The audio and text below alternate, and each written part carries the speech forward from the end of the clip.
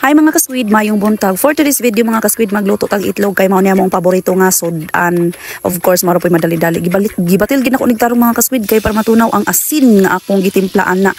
Then unahon ako paglunod ang ahos, gisahon ani nako ang ahos mga kasquid, and then isunod nako ang kamatis. Di ganahan ako mga children ng kamatis mga kasquid, pero wala sila choice kundi sila mukaon. Pasmo sila, bahala sila. Ako busog sila pasmo. And then patataoran na ito mga kasquid para maluto sa ang atong kamatis. Din isunod din nato paglunod ang ato ang main ingredients, ang itlog monoy orange. So mauna na siya mga kasquid. Din tataoran na pod nato kay para maluto sa siya ay nato balihon. So pagbali na to ang mga kasquid, kalisod gigo nagbali uy.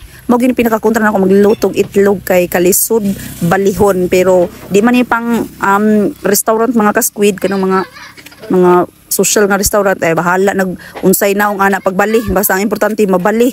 Halabis naong nila may akong balihon.